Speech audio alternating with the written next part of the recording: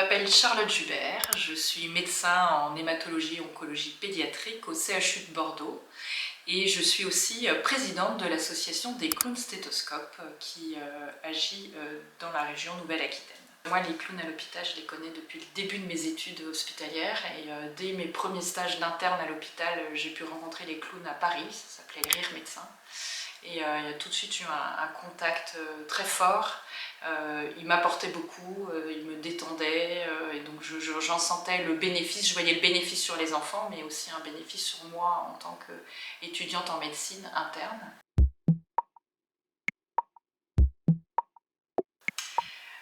Les interventions des clowns dans mon unité d'hémato-oncologie pédiatrique, c'est surtout faire évader les enfants et leurs parents, leur faire oublier leur enfermement dans leur chambre. Et c'est souvent des hospitalisations qui sont très prolongées, donc l'arrivée des clowns leur permet d'oublier les soins, le quotidien. Et c'est la même chose pour les parents qui, pendant quelques instants, vont oublier qu'ils sont à l'hôpital et voir leur enfant rire et jouer et tout oublier.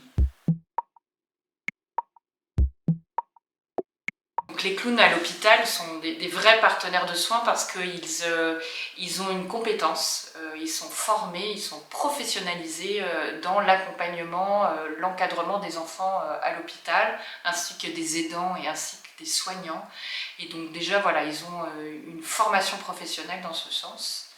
Et donc après, grâce à ce bagage qui les rend plus à l'aise dans les interactions avec les enfants, ils peuvent du coup être soutenants et souvent, parfois ou souvent, accompagner un soignant, une infirmière pour un geste un petit peu difficile et faire oublier encore à l'enfant ce qui se passe et l'emmener dans un autre univers. Il y a des enfants qui ont bien noté le rendez-vous hebdomadaire des clowns à l'hôpital et donc du coup ils planifient leur venue par rapport à la venue des clowns et donc il n'y a pas d'appréhension à venir à l'hôpital puisqu'ils vont rencontrer les clowns et donc là aussi ça aide pour le soin.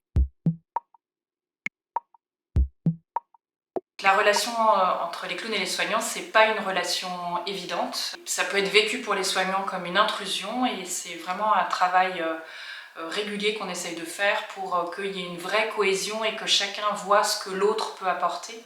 Donc pour les clowns, c'est assez évident puisque les soignants leur font des transmissions pour que leur visite se passe le mieux possible. Les clowns en retour font aussi des transmissions de ce qu'ils ont vécu, de ce qui s'est passé. Après, il y a des vraies possibilités d'amélioration, notamment dans tout ce que peuvent apporter les clowns dans l'aide aux aidants et l'aide aux soignants. Et il y a de vraies perspectives dans le travailler ensemble entre soignants et clowns.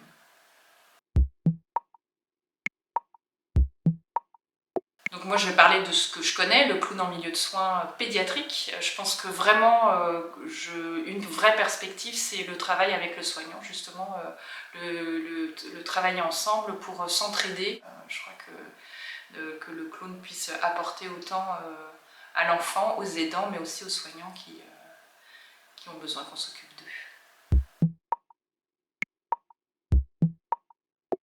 d'eux. Chers collègues, l'arrivée des clowns dans un service hospitalier, c'est toujours quelque chose qui au début peut être stressant, angoissant, parce que c'est l'inconnu.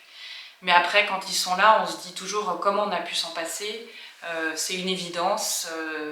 On peut être rassuré parce que du coup, ils sont professionnels, ils sont fédérés. Et donc ça, c'est des assurances de qualité. Et on sait que l'hôpital a besoin d'avoir l'assurance d'un fonctionnement de qualité.